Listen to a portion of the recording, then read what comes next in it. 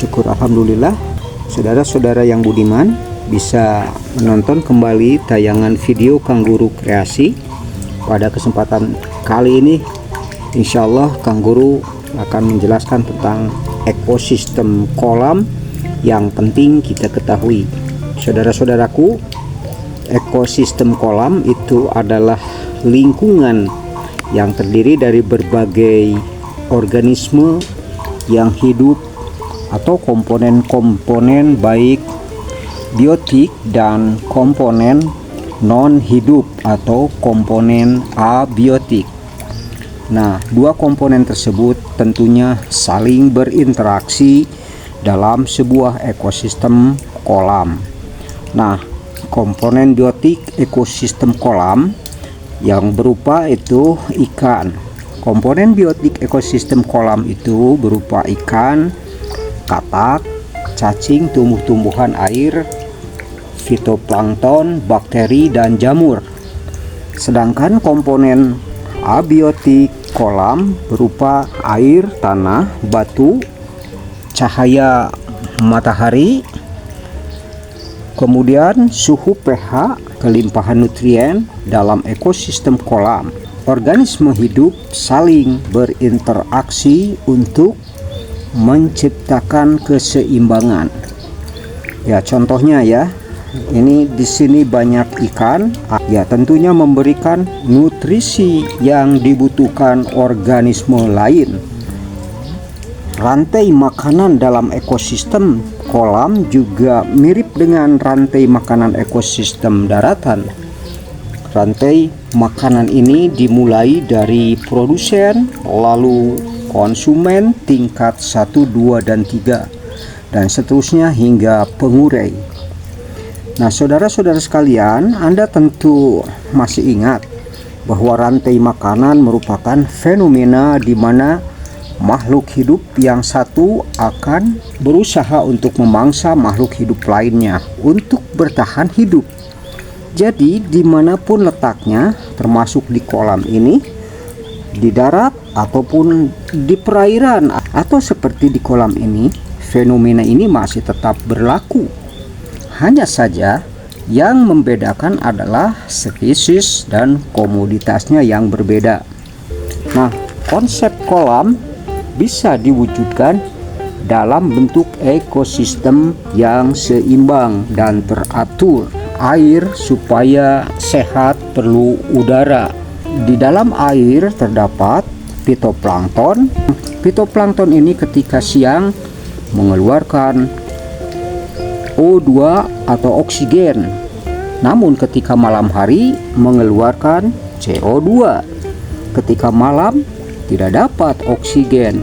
Ikan-ikan biasanya suka muncul ke permukaan dan mengap-ngap karena mencari udara tentunya. Nah, supaya ada udara, maka kolam ini perlu ada pergerakan berupa kincir air atau biasa disebut aerator juga bisa. Kolam yang baik supaya terjadi ekosistem yang seimbang harus dipelihara gurame, kemudian nila, dan ikan mas. Tiga ikan ini memiliki karakteristik hidup yang berbeda-beda. Paling atas biasanya ikan nila, lalu di tengah air ini adalah ikan gurame, lalu di paling bawah itu adalah ikan mas. Ikan mas karakteristiknya tentu suka mengaduk-ngaduk lumpur. Nah, tujuannya supaya ketika bergerak maka pupuk itu bergerak naik dan menyebarlah di dalam kolam berupa pupuk dan air serta tanahnya tambah subur. Ikan berarti sedang membuat satu sistem. Nah, ikan makan lumut.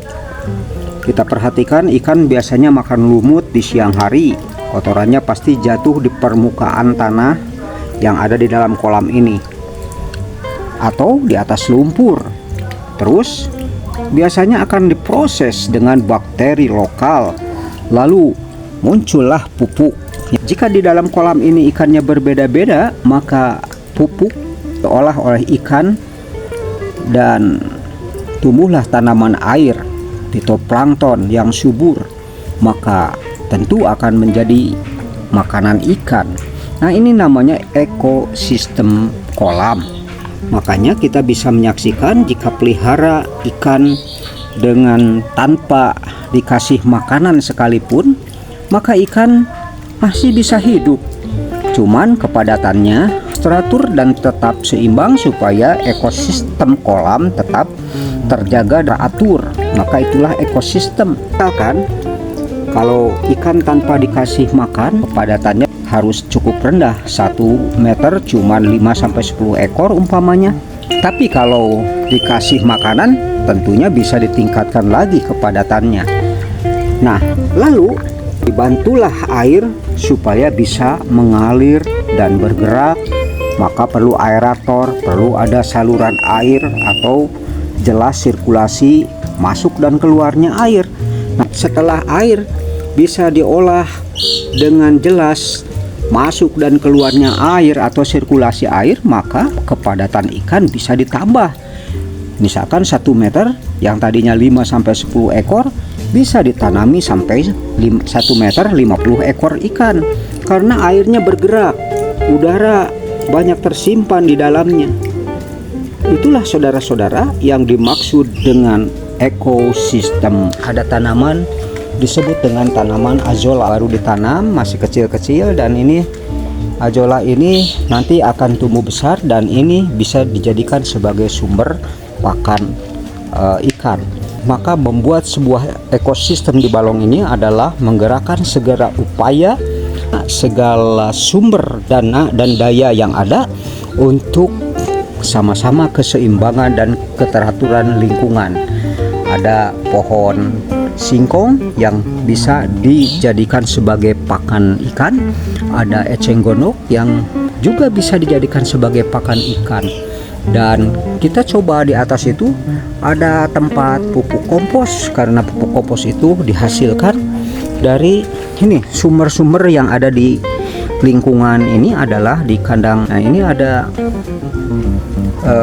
kotoran kohe kambing, ada juga kotoran ayam, yang mana di sini kita bisa menjadikannya sebagai pupuk dan sumber makanan untuk ayam itu sendiri. Maka dengan konsep 10 ekor ayam diharapkan bisa berkembang salah satu sumber pupuk kandang yang luar biasa untuk pertanian, perikanan, dan perkebunan yang bisa dikembangkan. Nah, itu barangkali sekitar ekosistem balong yang bisa disampaikan pada kesempatan kali ini. Lebih dan kurangnya mohon maaf yang sebesar-besarnya. Sekian, wassalamualaikum warahmatullahi wabarakatuh.